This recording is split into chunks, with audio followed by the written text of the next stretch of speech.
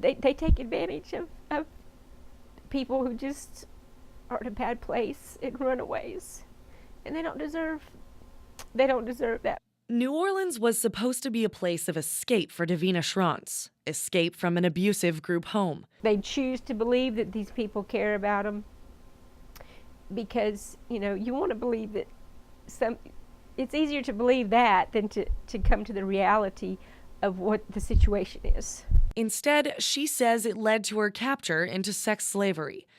Dee hitchhiked from Columbus to New Orleans with a group of runaways. She was the perfect target for her traffickers. Broken, alone, and desperate for a place to go. Somebody said, oh, you shouldn't, talk to them, but I just didn't listen because they seemed like normal people. I thought they're harmless. They got me to drink and they had spiked my drink. She says the couple then transported her from a bar in New Orleans to a trailer in Amite, Louisiana. They offered her clothes and perfume, jewelry, and shelter. They started telling me stuff like, we're going to take care of you now, and you think they're doing this for you, so that at first, and you're not realizing that they're just setting you up for what they have planned for you. Dee was now their property. She says they traveled again 130 miles south to the ports of Morgan City, this time to what she describes as a brothel.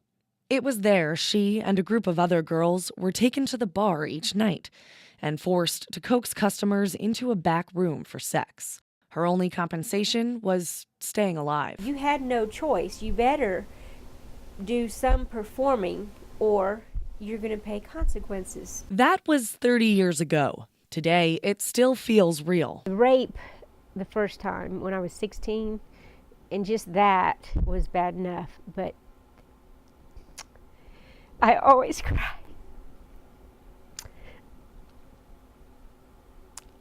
I'm sorry, I can't. I never can.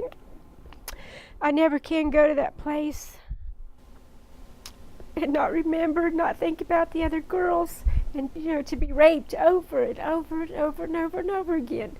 It's just one of the worst things that could ever happen to a person. To us, this is abuse. To them, it's a business, one that brings in an estimated $40 billion each year. But it's also one of the most difficult crimes for the FBI to uncover, a task that Special Agent David Dawson takes on each day. It's a crime that's hidden by the nature of the crime and by the nature of the victim. It's not something that's apparent on the surface. One of the biggest issues we face in human trafficking is our ability to find and locate the victims. He says Dee's is a textbook example of a victim's story. Disoriented, vulnerable, and too trusting of a friendly stranger. They're moved around so frequently. In some cases we find victims, they don't know the city that they're in. All they have are the clothes on their back and the trafficker who's taking them city to city. Are these traffickers someone I could just walk by on the street? Is it every John Doe that we see? I'd like to tell you that every trafficker wore the dark eye patch on one eye and had the scar on their face on the other and was easily recognized as the evil one. But some you'll see in business suits, some you'll see working in crack houses on the street.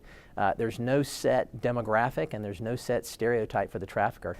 I wonder how people didn't notice the brothel, the fence around it, and all those extra people.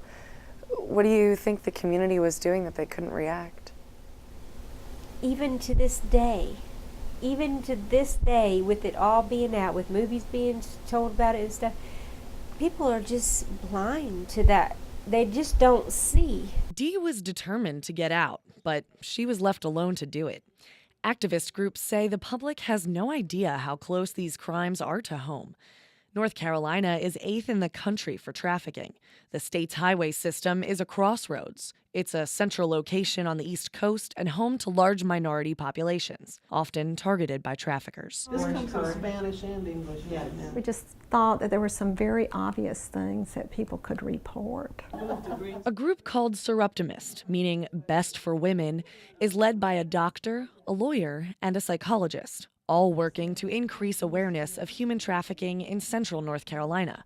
Patricia Witt is the brain behind the operation. What I should say motivates me the most is that citizens can do something in their ordinary walk of life to improve the situation, and whatever we do is going to raise our standard of living.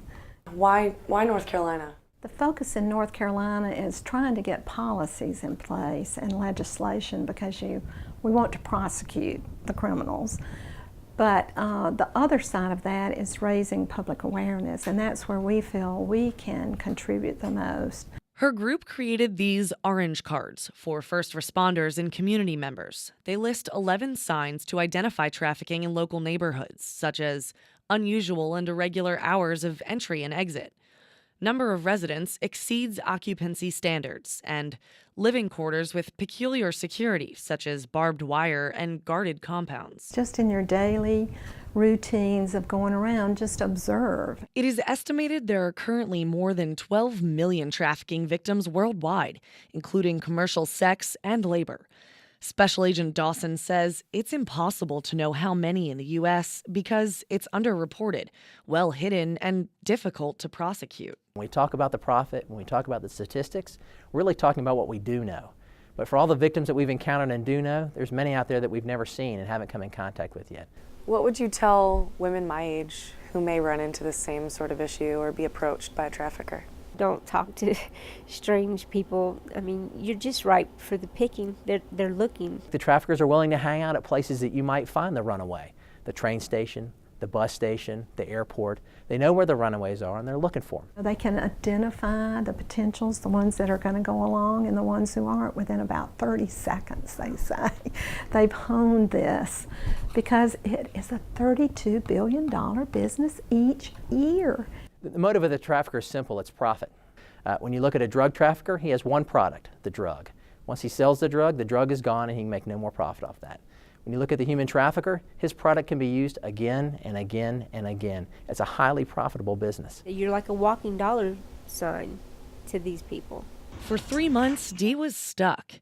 In what she describes as an act of desperation, she trusted one of her clients. I had nothing to lose. I got up on the fence and he helped me over and into the pickup truck I went. And I said, maybe this was an angel who's driving a pickup truck. I would rather be dead than to be in that place being used by people like that.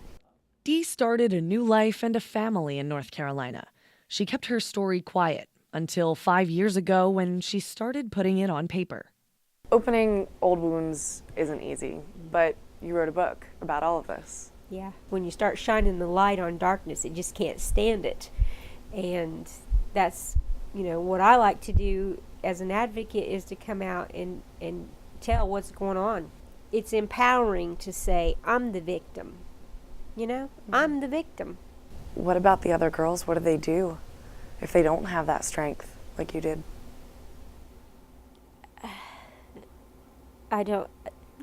They live a very bad life. They live a very sad life.